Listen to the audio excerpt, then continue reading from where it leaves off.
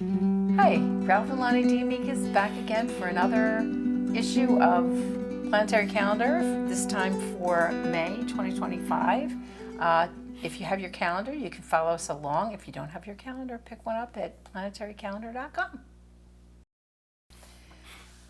Hard to believe it's the second week in May, and we are looking at a good start with Mother's Day. Yes, always a good start. And a very nice day. There's just the Mars parallel Uranus, which you're not going to feel. There is a square to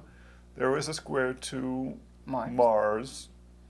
Because where's Mars at this point? All right, Mars is in Leo, which Leo is not changing sign this month. So there may be some issues about who gives mom the biggest gift. That could be an issue, you know. There may be some issues with the male part of the family. Right. Just maybe being late or outspoken or something like that. I like my explanation better. You do. So, and then the next day on the 12th is the full moon. It's going to be taking place at 22 degrees, so 22 degrees of Taurus, 22 degrees of Scorpio, the cow and the eagle. It's kind of late in the sign. There's also a square between Mercury and Pluto, and there's aspects going on between the moon and Saturn and the moon and Uranus. So it's a bit discordant.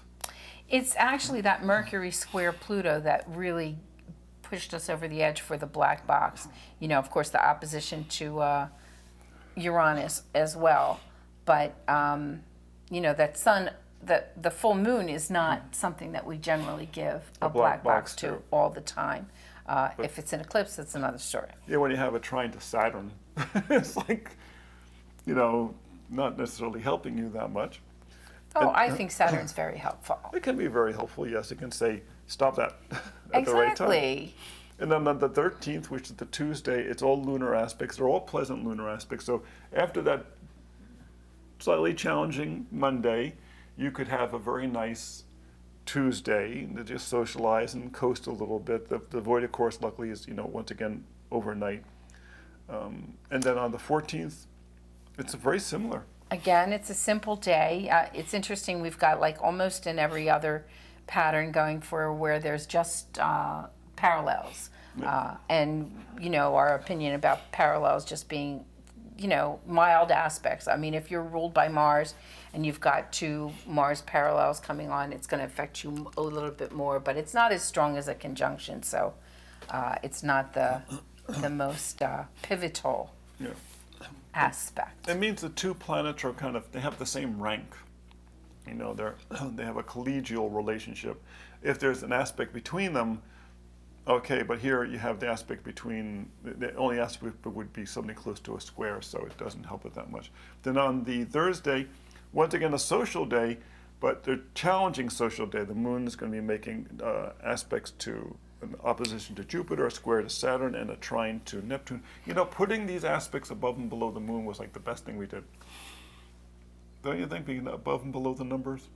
So we could really see what the aspects are. They really are helpful. It really is. And this to me looks like challenges at work. You know, when you've got Jupiter, that's an outer energy, outward energy. It's not home. You know, the Saturn is, you know, a work energy. Even the Neptune is a kind of ideas and things energy. And I don't know why it says trine Neptune there. That's wrong.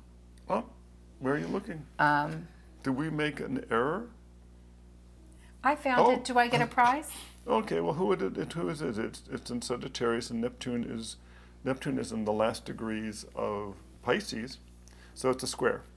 So get out your marker and make a little square in there. So even squaring that, you know, your ideas may not be well received, or it just looks like a work kind of transit. So if you work from home or don't have a bunch of coworkers that you would interact with, this won't even affect you. Exactly.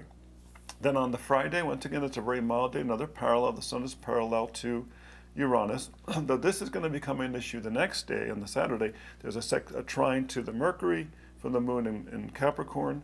There's a square to Venus. So it's a bit of a mixed day. You said a trine to the Mercury, but you meant to the Uranus. No, I meant on the Friday. I'm sorry, I wasn't to Saturday yet. I meant on Friday. Oh, I'm sorry. Yeah, I was not jumping ahead. I was just saying it's going to be an issue, that parallel is going to be an issue the next day, because on the next day the sun is conjunct Uranus. Any week that starts with a Monday with a black box has the propensity to throw us off. Yes, that's true. That's true. And it's trying to keep this stuff straight is not easy. Right now we're working on the calendar for 2026, which means we have no clue what year we're in, because we're seeing all these transits for 2026. And you know, you start living it and you start kind of losing your place in space and time a little bit. So That's true. Maybe we should go out to lunch. For sure. Yes, and then My Taurus moon is always up for that. yes, and then on the next day, on the 17th, we have E. What do we write for E? Now, it's always fun seeing this stuff because we write the forecast like a year and a half in advance. On the 17th, this is a lively day with the sun trine moon after the full moon, which is usually a good time to accomplish tasks. But be careful, because the sun is conjunct Uranus and Mercury is square to Mars, so people may be prone to accidents and unexpected complications. Okay, you are forewarned. So, you know, this is the kind of day when, even though Ralph likes to put a white circle Yes. on every sun trine moon day, Yes. this one had to be voted down for sure with, Yes. you know, because even sun conjunct Uranus, we had to put it above the line because it's a supportive aspect. But is it really? Right. Is it really?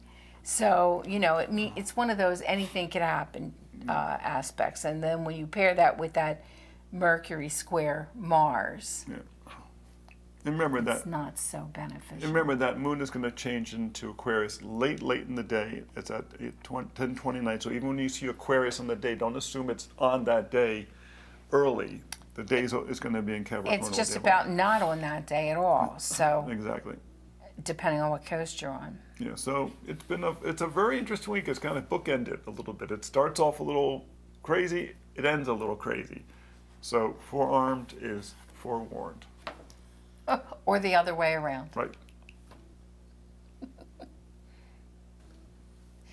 So, come back and see us next time when we do June. Yes. And see us on YouTube. We're at Planetary Calendar Astrology, but we're planning some new drop-ins in between the forecasts. So check us a little bit more often, or better yet, subscribe and hit that bell so you get a notification when we post anything, forecasts or whatever surprise we may have in mind for you. And you can always get your calendar at planetarycalendar.com.